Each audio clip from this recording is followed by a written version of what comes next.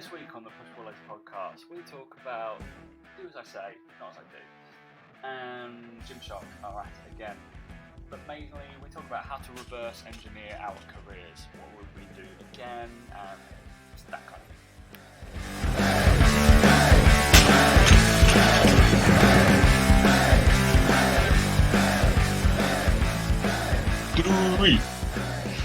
thing. 3, 2, 1.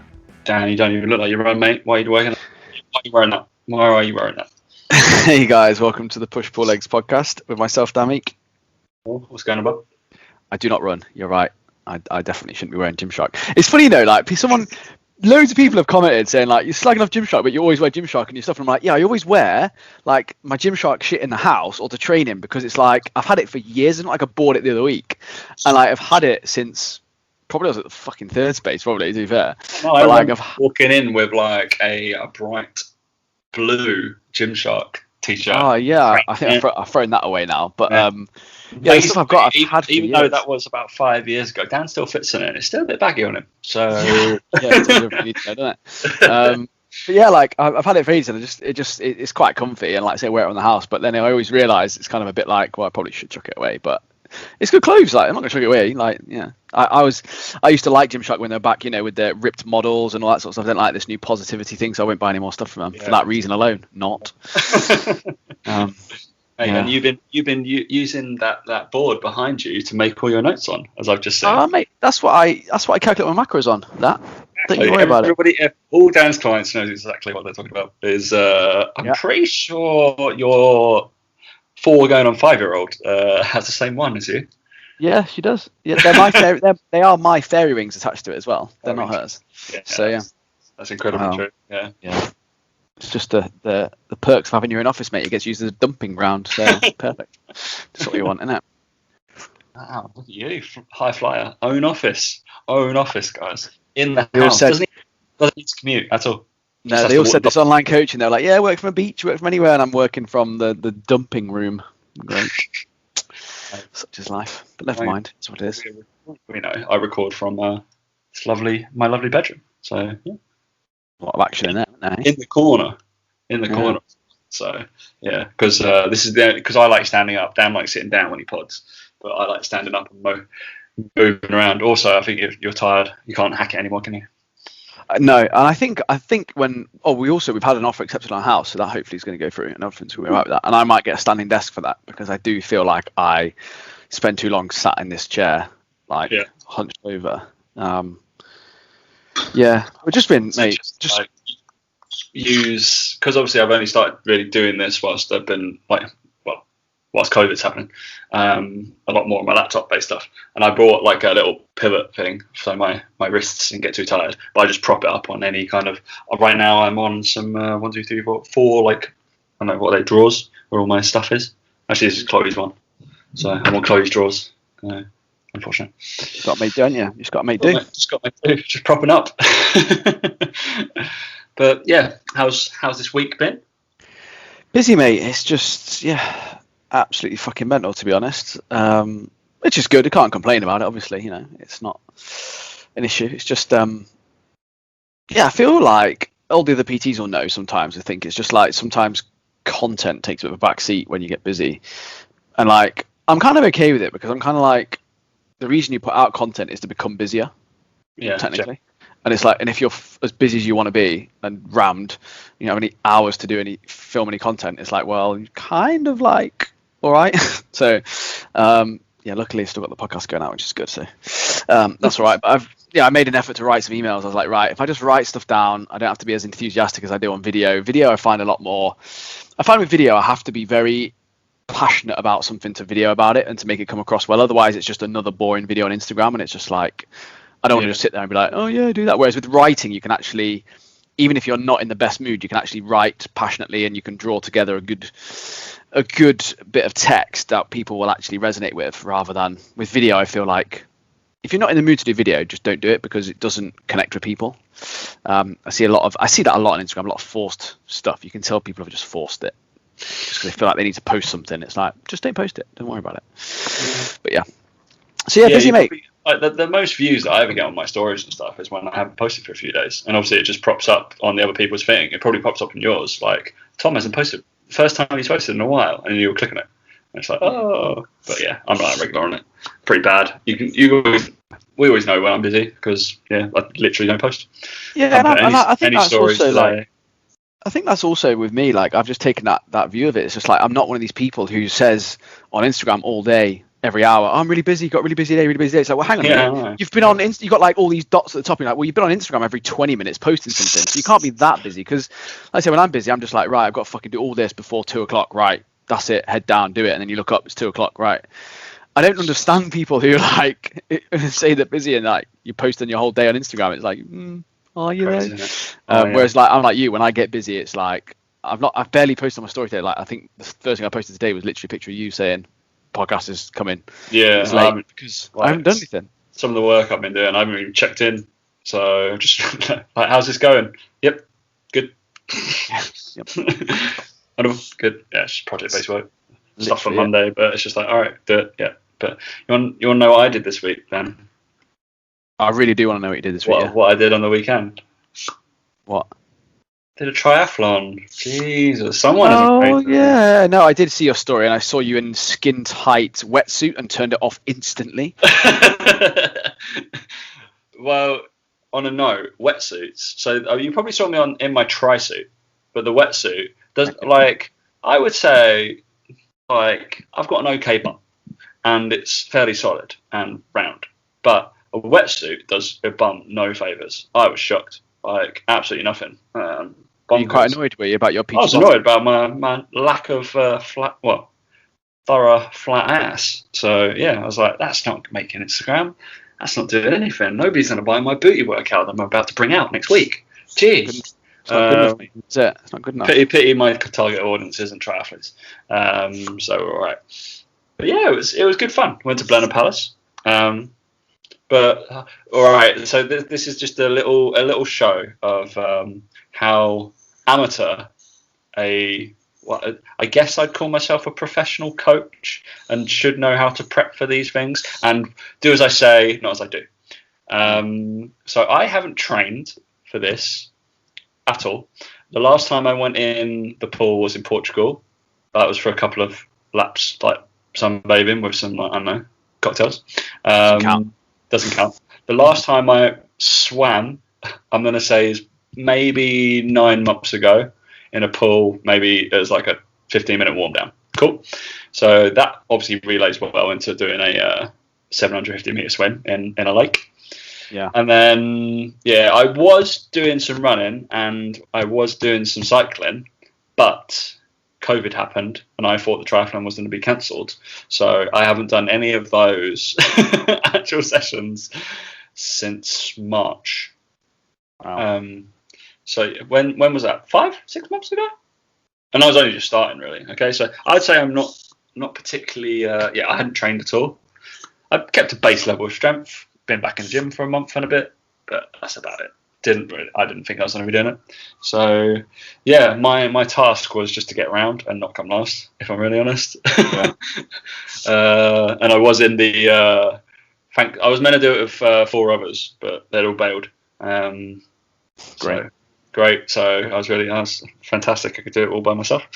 To be fair, like Chloe was feeling a bit like iffy. She'd been like a sinus infection all week, so I was like, you shouldn't. Good excuse. Yeah, good excuse. Get out of it. Sarah, she'll probably be listening. They're both in France, so they're probably not going to come. So the quarantine issue. So her and her husband in France, and you know who the other one is? Mr. Stephen Brito. And I assume he's still in the country. I don't know where. And he did not come. He didn't do it, no. If he listens to this, then yeah, mate, no longer part of Team No Burpees. I wore my Ben Bruno t-shirt around when I was doing the cycle and the sprint run. Good man. But, so what you're saying is your strength training pulled you through then? What's supposed to? I think it was just it was ability just to keep going more than anything else. I did back off quite a lot. My cycle time was pitiful for what I know I can do. My swim time was actually apparently okay, but even though I peek behind the curtain, I'm a good swimmer. like in terms of competing at a youngster level.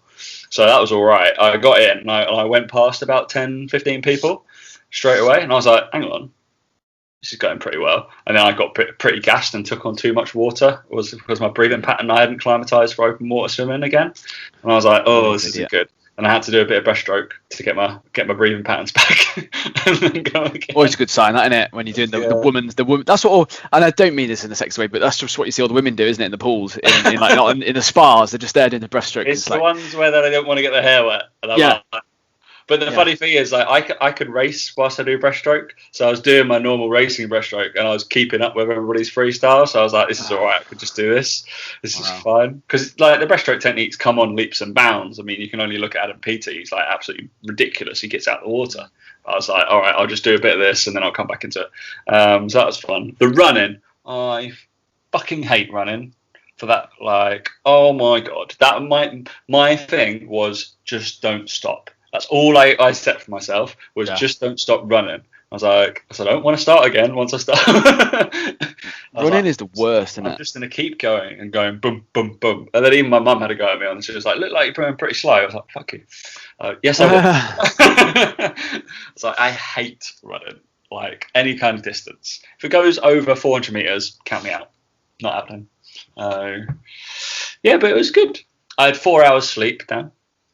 In preparation, I had to drive 2 hours to get there, and because we had to be there 90 minutes before. My pre-race breakfast was a coffee, half a Lucozade, and 2 Belvita biscuits. Wow! And then I had the rest of a full Lucozade as I was going round, and maybe some cacao like naked bar. Pretty good, right? So dreadful. I basically, as an experiment, when it got to about like a month and I was like, I knew I couldn't cancel, I purposely did this to say, I was like, I'm not going to train for it at all, just to see if I can do it, and see if I can cry. By the way, all the logistics and like 2 hours and 4 hours sleep, that wasn't purposeful. I didn't realise that that was going to happen. I just couldn't get sleep, so because I had to be up at like 4 a.m. to get there. Because I was in wave 1, apparently. That is awful. The Kino wave. Like everybody's got all their gear. Funny one, there was a guy on a Brompton. It's pretty cool. No, there wasn't doing the biking. The guy on a Brompton, like because obviously at this one, like there's 25 waves a day, I think, like that. So they're all going off every 10 minutes, and depending on what your kind of projected times are and what you're going for and stuff, you put where you're going to go in, and yeah. Because anybody, basically, was it 30% or 35% of the field was like newbies, had never done one before. It's pretty cool. I think it's nice. Yeah. So next time, Dan's going to do it with me, and we're going to film the whole thing. You must be joking. Mate, that's never, ever going to happen. I'd do it again. I'd like to train for it, honestly. Oh, I just think because I think it's just because I'm a good swimmer. I feel like that's fine. And I'm like, I know I'm going to be in the top 5% of that. No matter what I do, and then like I like cycling. It's just the running. I just like, and I feel like you can get better at running quicker than getting better at swimming. And people generally struggle with the swim. Yeah, because it's obviously more technical, right? Yeah, all of it is just sounds like my day hell. All of it. There's nothing about it. What I was like.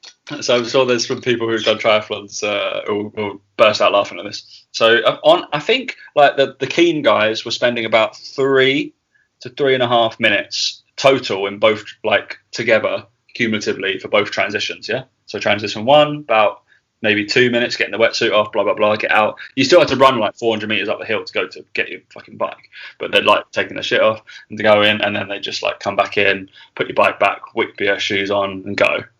So they're about, I think, let's go 4 minutes. Guess how long I took cumulatively? Because I was just dicking around, basically. 8. Mate, wrong. 10. We just like sat down, taking your shoes off. Mate, I literally sat down and took my shoes off and had like a naked bar. Wow. Like, off we go. And I was like, I'm just doing this. I want to get my breath back, have my little Lucozade, but off we go. Mate, yeah. classic. I was just like, it doesn't matter, does it? Such a strength athlete wanting all that rest. That's exactly what I said. I was just like, when I said to Chloe, I was like, when we ended, I was like, is there not a deadlift station after the end of this? I'll nail that. I was like, that just clocks off seconds off your time, like whatever max you get up to. That would be fun. That'd be useful for you. Wow, mate, fair play for doing it. Do you know, like, genuinely fair play for doing it, because that is an effort. And honestly, like, people do like Ironman ones and these crazy ones where they just chop off for like a marathon at the end, and they're just like mental 5K swims into like 100K bike into a marathon. And you're like, fair play to you. That sounds hideous. Or what is actually like, so obviously I only did one, but there's something called a weekend warrior at this thing, and they go for the whole weekend, and guess what they do? As many triathlons as possible in the time that the place is open. That's not fun though, is it? That's not fun though, is it? Like, but that's not fun though, is it? Oh, come on. They just finished. This lad was coming around with me, jogging back off to start to swim again. I was like, you are insane. I was like, we started at 8 a.m. and you're going back. Nah. No, not for me. I'm dead. I'm on the floor. See you later. No. Not for me, thank you very much. No. So, just wouldn't happen. Wouldn't happen, mate. All right. Enough of my misery, but it was funny. Yeah, but if you want to actually train at a triathlete, I will give you some advice, because we can do that. But yeah, it was just. I was like beyond the point of no return. It's like when one of those guys comes to the gym, like, only it's 2 weeks until I got this swing. What advice would you give him, Dan? Yeah. Don't get injured. Just give up. Don't even try. Just don't even try training for it. It's pointless. And I love, like, some of my clients were like, "Oh, you carb loading then?" I was like, "Yeah, sure." This is like the day before. I was like, "Yeah, this is a great idea to lob loads of pasta in my face right now. I'll probably throw up. So probably not a good idea." But yeah, interesting, mate. All right, we do have some stuff. Oh yeah, Gymshark, we're at it again. We had to put that in because it was that lad. I've got him up. Looking dapper. I am Benny London. I believe that's his name. He tagged a few people. I'm guessing it's that. But some of the comments, again, some funny, but also ridiculous. You lost yourself reading some of them, didn't you? Well, to be fair, there weren't quite as many bad ones as the female posts, which probably why maybe it didn't get viewed as much. But I just found it quite interesting that everyone was having a go at the post and saying how bad it was and how horrendous it was. People were passing comment about it and all this sort of stuff. And then there was a blokes one that went up with people still passing judgment on it, but I didn't see that posted about anywhere in the fitness industry or anyone talking about it or any other influencers commenting on it saying, "Oh, this is horrific," blah blah blah. And it's just to say again, like, yeah, I'm sure that maybe there's an element of it where women maybe or feel like they're under more pressure to look a certain way than men and all this sort of stuff. And the other thing that annoyed me actually about the whole Gymshark post before, that women, I saw a few people post about it going, "Oh, look at this poor woman who's got this post up there, predominantly blokes talking about her and her size and her weight and stuff."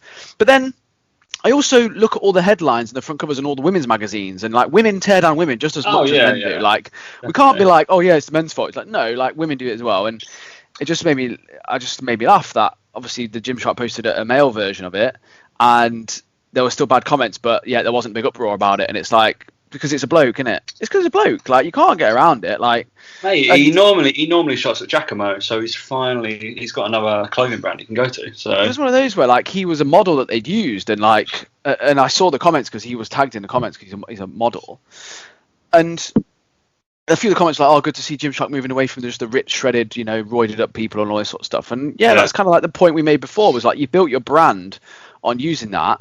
You can't expect those people not to be in the comments because you've created that environment. And anyway, but that wasn't the point of that post. The point of that post was that the hypocrisy of the fitness industry, to be like, it's good for women. It's fine to kick up a fuss and highlight it, but it's not because it's a bloke. And it's like, I think there's an element to it where in the fitness industry and in life in general, I think blokes are just meant to just get on with it, just crack on. Like, and again, it's the whole thing with like, I don't want to get into it because I don't know much about it. I don't like campaign for it or anything, but I know someone I know does. John Clark, big on it recently. Just broke a world record, I think. Yeah, what is that about? That's ridiculous. Crazy, man. He did the world record for, what was it, 100 kilometers? 100,000? No, 100 kilometers, yeah? 100 kilometers on a skier. On the skier in 7 hours. 7 hours.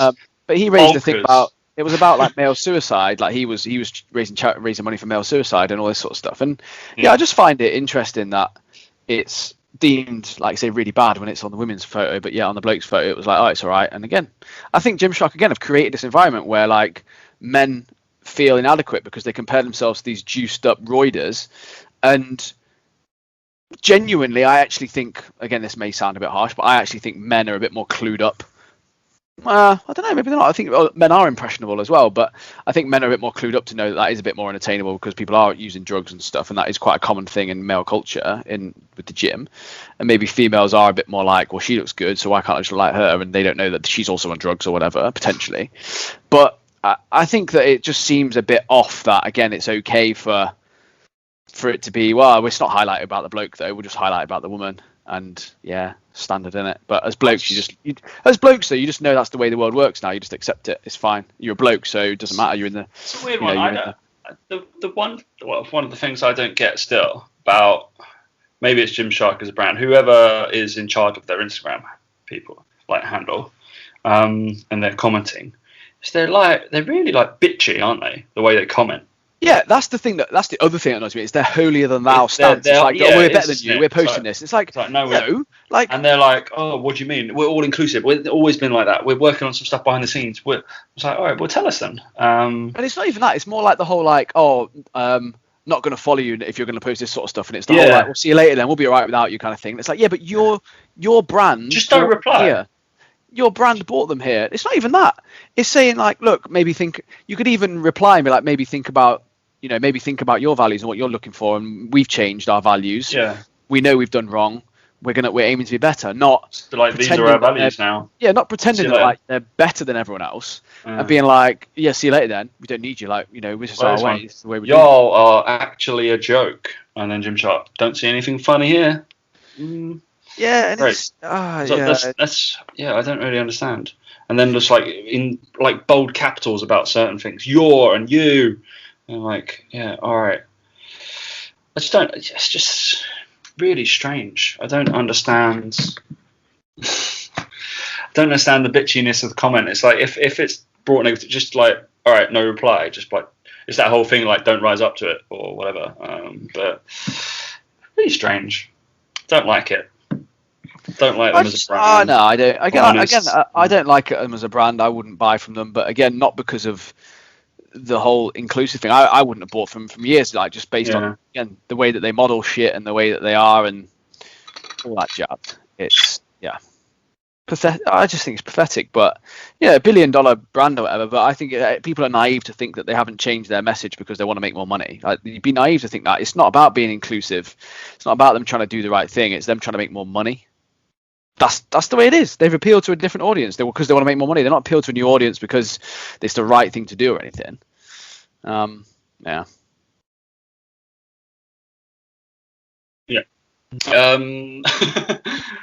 Another thing with and I'm going to go through, I guess, the main topic of what we're meant to talk, 23 minutes in, brilliant.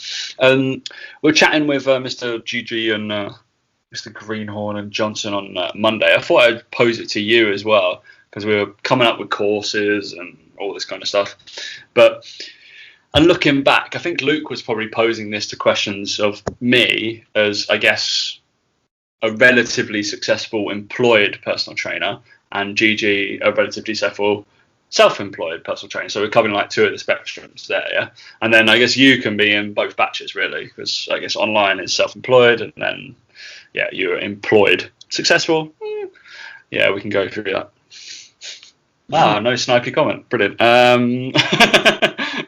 So if we were gonna, I haven't got the energy, mate. I'm been too busy. Sorry. So we were gonna talk. We spent, I don't know, like what? So I've been a PT since I was 22, 21, 22, I think borderline, when I came out of my masters, and I am 29, turning on 30. So let's go 8 years. You're give or take the same. You joined exactly the same time. in terms of third space wise. That's a little bit older than me, but yeah. I think it's hard because I genuinely think you have to go through it in a certain order to learn from mistakes and stuff like that. But if you wanted to go through it without making any mistakes, which again, like you learn from them, but I still think I still think even this way around, you'd make mistakes, but you learn from them quicker and you'd get to the next stage quicker. I would probably do it the complete opposite to how I did it, to be honest. And I think there's an element of that which is true, but also not. I'll go through the order that I did it in. I did all my qualifications. I thought I had to be the most qualified person, go to the most courses, learn the most shit. That's what I thought I needed to start with. And then only recently have I started looking at a bit more of like the business and marketing, social media, I suppose, last couple of years, a bit more than anything. And I think, knowing what I know now, I wouldn't have done a master's. I would have fucked that off straight away. That was more to get into football. Which again, that worked, did that and got that and sort of thing. And then again, my experience in football, can't discount that either, because actually working with those types of people made me realize that I didn't want to do that. I think a lot of PTs would probably aspire to maybe work with athletes, and actually I started there and was like, nah, these people don't actually want to improve that much. I would completely, the first thing I would do now, starting right now, is I would get a handle on social media 100%. I would think about social media, email marketing in general. I would think about what I want to portray and what I want to put out into the world, so that I know what I'm going to get back in terms of this is obviously talking online, self-employed. Employed stuff's a bit different, obviously, as talk about. And I would probably, with the first decent bit of money I made, then employ some sort of business mentor to help me get an idea of what I wanted to get out of things once I decided what niche I wanted to go into and all that sort of stuff, because you would understand then from working with them that results is what sells. You would get fucking results people, and you'd chat about that and you'd post that and you'd do all that sort of stuff. And then I would probably look at getting qualifications to fine tune things and to stay on top of my knowledge base and that sort of stuff. And then from there, like I said, get fantastic results people, and that would then sell, because you're getting results people like. Results what people want, hands down, is results. I think, and again, results is different for different people. It's not just about a before and after photo. It's not just about losing weight or whatever. I believe that the reason that we were two of the most successful trainers at the third space was because our result was we retained our clients. The result when you're working in a gym like that is get people through the door, enjoying the sessions, don't injure them, get them coming back and spending more money. That's the result. Like, yeah, they're getting stronger and fitter, but actually with them, it's more a case of it's their part of their everyday life. They have the habit, they feel better, they mentally enjoy being there. The club like that, the club see you fucking smashing it, they're happy with you. That's the result. For me right now, the result is getting people what they want in terms of their goals. Some people it's to be lean and shredded and to, do the fast transformations. For some of them, it's just to feel good and feel in control of things. And I don't really post. I've got some clients I've worked with for 3-4 years that you won't see on my Instagram, because it's not about the transformation for them. It's about just being in control of things and being happy or whatever. Once you start getting results, that's when things take off. But I think previously I thought the qualifications was the way to get the results. And actually, I think the way to get results is to work with the people that you enjoy working with and know how to help. And that's why I would go with the social media, the marketing, and the mentoring to understand who I'm trying to target. Because when you have a client that you click with, the results are far easier to come by. Whereas I'd have spent a lot of time in my early years just taking on any client, working with any person, because I needed some money potentially to live and then to grow and do all that sort of stuff, and actually wasted a lot of time working with people that I probably tried to help, but actually it was nothing to do with me or them. We just weren't a good fit. We just didn't click for whatever reason, whether it was a communication style, whether it was not understanding their wants and needs, whether it was whatever. I think that's vital, and I think doing it that way around would help. So kind of the opposite to the way most people do it. But I think that would be the same in nearly any career, I would guess. In any career, I think most people would go, I wish I knew this sooner. But then I think the reason you're led there is because you make the mistakes. So it's kind of like... So yeah, it's a weird one, isn't it? It's like you're trying to iron out certain silly mistakes that maybe you don't have to do. It's like, I guess I think there's also a maturity element to it, I think, as well. Like, I think if I'd have told myself that at 24, I wouldn't have listened. I don't think I would have listened. And I think that's also...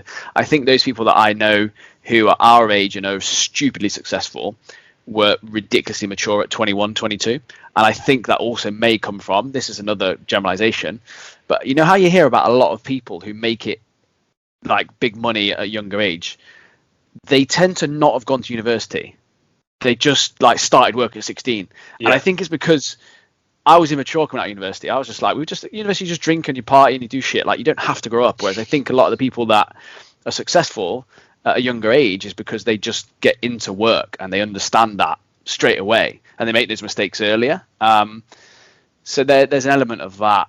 I think there's an element of that, but then coming from the other side of it, because we can't portray of saying don't go to university, it's the that's a massive generalization.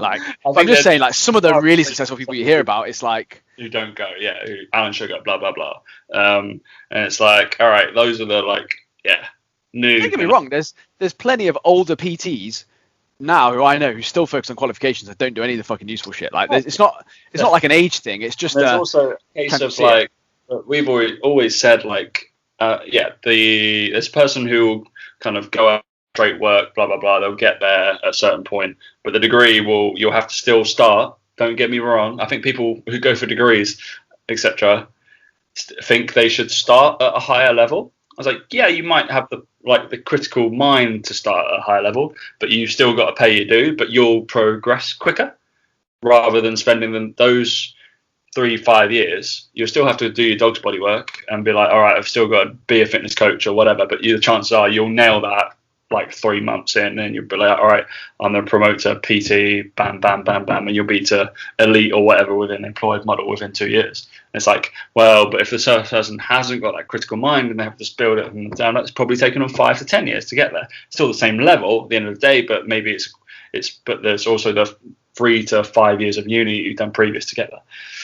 So it's like it's not a catch-22, but it's also a case. But we found it when people started giving presentations, example, when speaking in front of people, a tendency of the bit more literate and a bit more thought well out, like, I don't know, presentations and speaking about this general topic was by university students rather than non-university students. And it was a big correlation. That's just from assessing, I guess, 100 trainers over. I think it's one of those things as well where, don't get me wrong, like, that's just where I'd put the more proportions. It's not to say that you wouldn't do qualifications to learn more. It's not to say you wouldn't do more, that sort of stuff. But it's like that whole pie chart we looked at, isn't it? It's like saying you have a bit more of an even split. This is what brought it up. Like, I showed you that pie chart from Brett Bartholomew, wasn't it? To GG, and he was like, yes. I was like, of course, that's the issue. And it's obviously what we're talking about the PTC. We don't want, like, so when I'm doing the PT core qualification that we're writing, it's not all technical, far from it. Like, there's going to be basically a half and half. It's like a technical, and then there's marketing, business, social, that kind of stuff. And it's like, this is actually, it's just like what you need to succeed as a PT, not like, I'm going to get this really good stretch. All right, wonderful, great, cracking. Yeah, which me and you have been to enough, like, it's part of my job obviously to go to research, but then I get paid to go to this instead, or get free places to go do the quals. But I guess that's slightly different, but it's also, I guess, my job to just come back and decipher what's of use as well, and be like, and then people might look at us as mentors, etc., and be like, actually, what should I be learning from this? And it's like, you got to make your own mind, but take value from it or whatever. So I did the same thing, right? Even though I'm officially still employed, but obviously I do contracting work elsewhere, but from a different angle. From my education background, I would have rather done some sort of teaching or speaking or that kind of thing qualification way back when, especially if they're going to be on social media. I feel like that's maybe a thing that might be quite cool now. Maybe some sort of speaking or being able to use that kind of, I don't know, ability would be quite good, especially when we've had 250 odd episodes of fucking podcast. We just winged it the whole way through. It's just a reason to be passionate about a certain thing. So it tends, I know, and I move around a lot when I speak, so it's all right when I'm speaking in person. But I would like to do that. I think in the first 2 years of me learning stuff, I still want to do my like basic strength training, that kind of stuff, learning the stuff like whatever trainer tends to get results. I think you're right. Tends to get results, and then learn off learn off them. Obviously, that could be. There's a case of I remember in one gym, like the fitness manager was like, "This lad always gets." I was like, "Yeah, because he gives gear to his clients." What? I was like, "Yeah, 100%." I was like, "He's on it, so his clients are on it." I was like, "There's no way they're natural." He's like, "No, it can't be." I was like, "Yep, you got fired." Brilliant. I was like, yeah, don't be one of those people. But yeah, generally the person that like their clients keep coming back, they use them, like they're there 2, 3, 4 times a week, that kind of thing. Or your clients come back into the gym. Maybe they're frequent gym users, but only seeing the PT like a couple of times a week. It's fine. Then that's probably the person to go to, not the like sporadic person who has the diary all over the place. That's one. Yeah. Not the person, who does all the peak hours. It's like that's not successful PT. That's a person who's just living week to week and is trying to get as many sessions in as possible. It's just not a fun one. We were talking about that, and Darren Bruce, somebody Luke wanted to talk to, because I was like, guess what the average number? So Darren's a PT at Canary Wharf. So pre-COVID, guess what his average? I might be doing a disservice and I might be under this, but guess what his monthly average sessions total was? 110. This is the most successful PT in third space. 140. More than that? Yeah. 170? Yeah, about 170. 170 a month. And he didn't work weekends. Wow. That is just like boom, boom, boom, boom, boom, boom, boom, boom, boom, boom, boom, boom, boom, 7 till like 7 every day, basically. That's no breaks or anything, is it? Yeah, that's no breaks. That's just like maybe, but he also did it so maybe like a couple of people could train at the same time, but they'd pay for each of their single sessions. It's interesting, but yeah, bonkers how somebody can work like that. But maybe that's the person you might want to speak to about diary management. Jeez. But I would think marketing, social, maybe some speaking, that kind of thing. Which I think is interesting. Qualifications.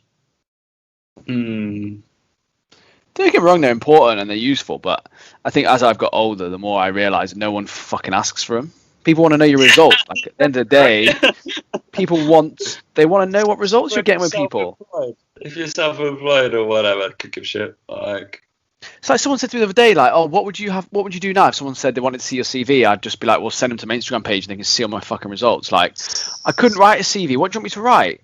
Like, I don't get it. And like, likewise, if someone was if we were applying, we were advertising for jobs, I wouldn't say send me your CV. I don't care about your CV. I want to see what results you get with people, and I want to see a video of you and see what you're like. That's what I want to see. And then I'll interview you. I don't get the whole CV process. Like, I don't understand. In fact, I do understand. I get why.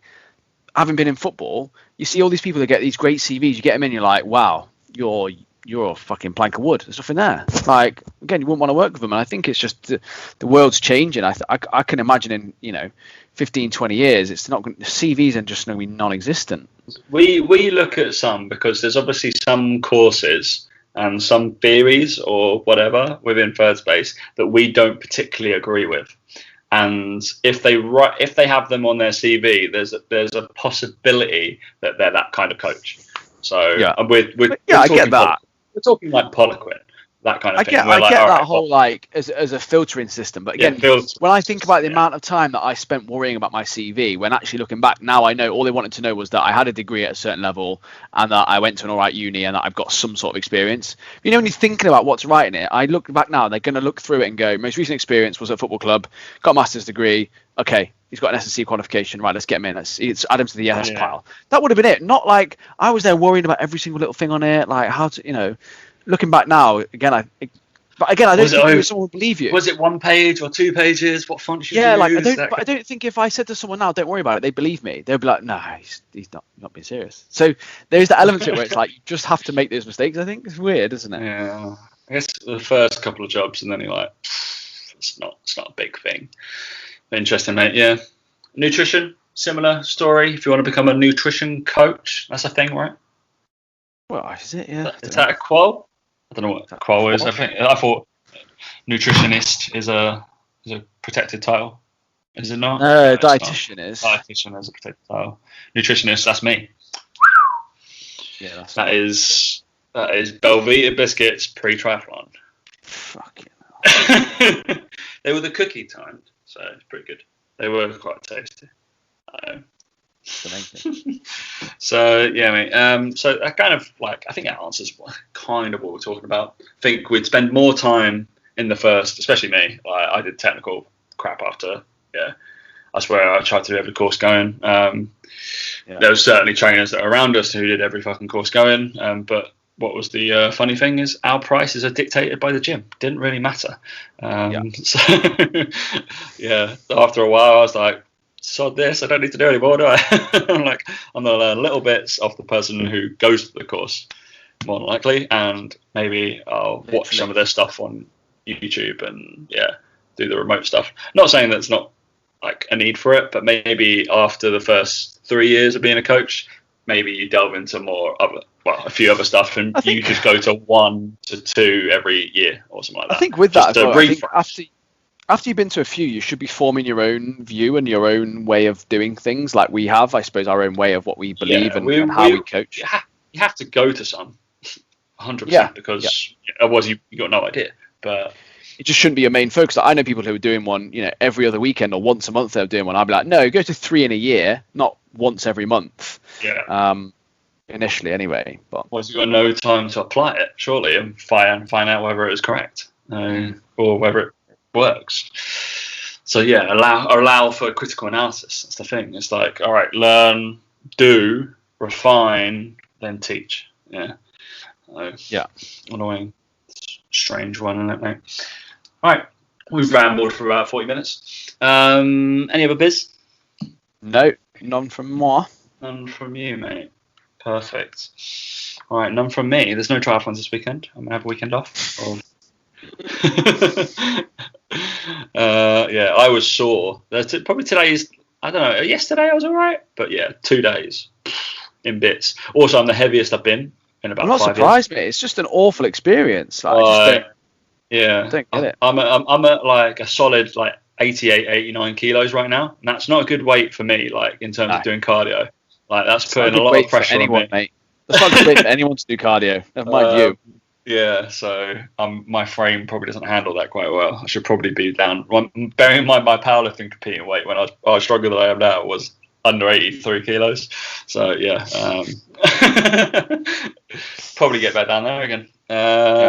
Mate, you need to lose some weight. If you know anyone that's good for Tom, that's no. Yeah. All right, send me some links to some coaches. And CVs are preferable. CVs if you've got CVs. I want to know what Poliquin CISVP they've done. That's the one. Vital. Yeah. I want to know which cortisol or how I can get rid of that within 20 seconds. Perfect, mate. Need to know that shit, mate. That's important. I should neck. All right, mate. Yeah. Sorry, it's a bit late this week, and thanks for listening. Have a good one.